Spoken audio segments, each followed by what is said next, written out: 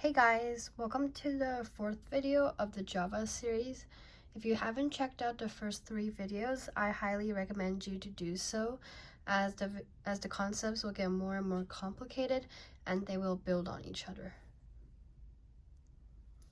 So the first thing we're going to talk about today is conditions. Conditions are expressions that equal only either a true or false value. So a Boolean value, if you don't know already, it means either true or false.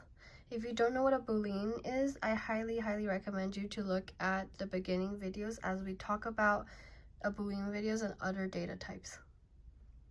So here are some examples of a Boolean value. 3 plus 1 equals 4. That statement is true, hence the Boolean value returned would be true. 7 mod 3 equals 0, that's false because 7 mod 3 equals 1, and so the return false is the Boolean value. So here are some condition operators. 2 equal signs means checking if 2 values are equal. Now this is the most likely and most common mistake people make, is when they're checking if a condition is true, if it equals something, they just put 1 equal sign because that's how we would write it in our daily lives. But in Java recognizes checking if 2 values are equal with 2 equal signs. So just make sure when you code that you don't have that error. An exclamation mark and equal means if 2 values are not equal. So basically it returns the opposite value or the opposite Boolean. An arrow facing right and an equal means if one value is greater than or equal to another. Just one right facing arrow means one value is greater than the other, and a left facing arrow equal sign is the same, but it's checking if one value is less than or equal to, and just a left facing arrow means one value is less than the other. Now the dot equals is checking 2 strings. When we check strings, we can't use the double equal sign, we have to use this dot equals.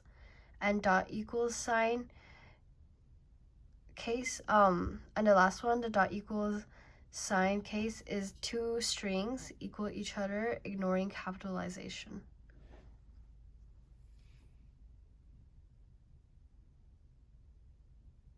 So true or false? As you can see, the red is marked as false and the green is marked as true. We'll take a few examples to see. Now, high is equal to high. Now that's false because, like I said before, checking 2 strings if they're equal to each other or not, we have to use the dot equals operator and not the double equals sign. Hence, the string checking of high, 2 equal signs high, that's false because that's not the way we check strings. And then as for if 5 is greater than or equal to 4, that's true because, well, 5 is greater than 4. So here's combining conditions. That means that both conditions have to be true in order for the statement to be true. Let's take an example.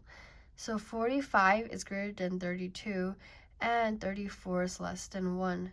That gives false because while 45 is greater than 32, 34 is not less than 1. And so 34 less than 1, that statement would produce false. Now since one of them is false, then the whole thing becomes false, and hence the return Boolean is false. This one is similar to AND, but it's OR, meaning only one of the conditions has to be true for the entire thing to be returned true. So for example, 45 less than 32 or 34 less than or equal to 1. That returns false because 45 is less than 32 and 34 because 45 is greater than 32, so that's false, and 34 is greater than 1, which is false. Since both are false, it returns false. However, if only one of the statements is true, the whole thing would return true. For example, 12 is 12 equal to 12 or 89 less than 1. 89 is not less than 1, so that would return false, but 12 is equal to 12, which would return true. Now since there's one statement that is true, which is 12 is equal to 12, then the whole thing returns true. Finally, we have not. That means if the condition is false, then we'll evaluate it as true. And a simple way to think about it is just return the opposite. For example, not 89 is greater than 1 returns false. If you think about it like this, 89 greater than 1, that's true. So not would just return the opposite, which is false. So here are some examples to help clarify the idea of and, or, and not. As you can see, when A is true and B is true, the return value is true. But when A is true and B is false, the return value is false. For or, when A is true and B is true, the return value is true. And when A is true and B is false, the return value is still true because one of them is true. Only when both is false, or A and B is false, then the return value is false. And as for not, we just see the return is the opposite. True turns to false and false turns to true. The next thing we're going to look at is if, else if, and else statements. So what is an if statement? An if statement is basically a different way to run a piece of code based on the result of the condition. If you guys have ever played a choose your own story game, then this is exactly what it is.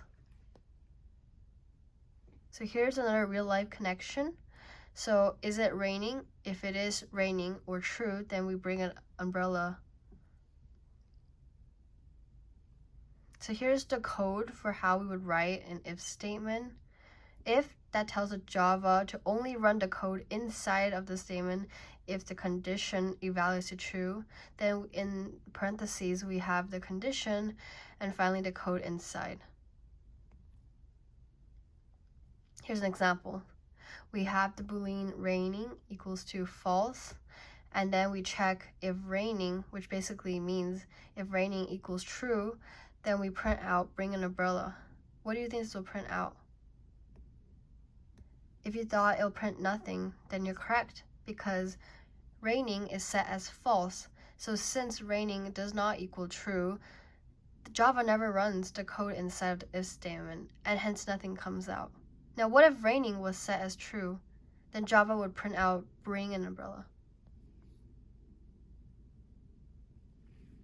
So what is an else statement? An else statement is basically a piece of code that will run if the former if statement is false.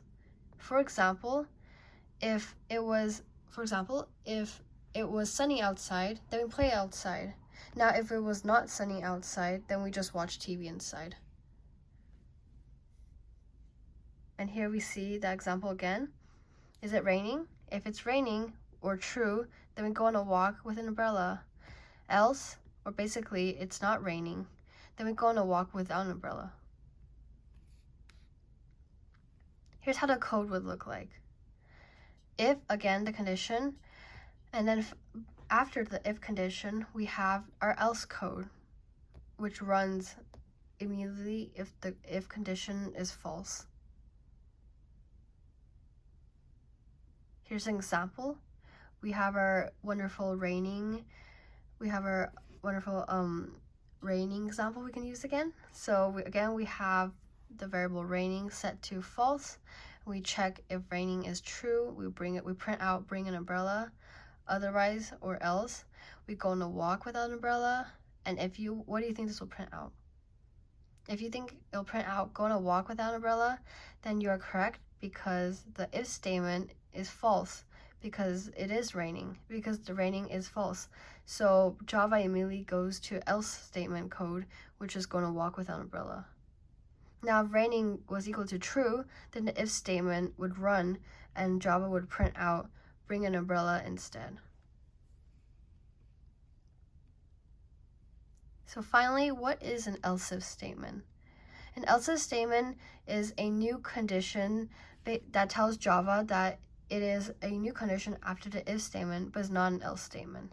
You can have multiple else if statements, but you cannot have multiple else statements. So here's a real life connection.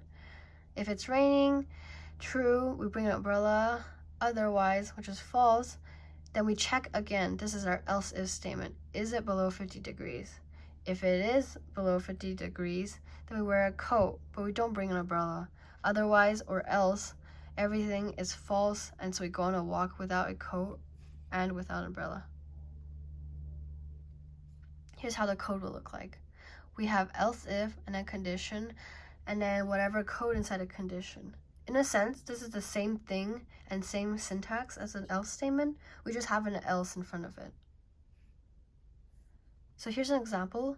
We have our Boolean raining equals false, below 50 degrees equals true, and below 40 degrees equals false. Now we check first.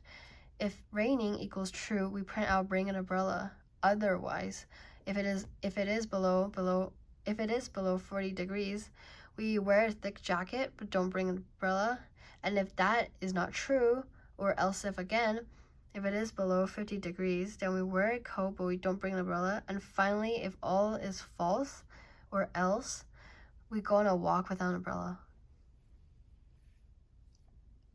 So that would be it for today. Thank you for looking at our videos, and please check out.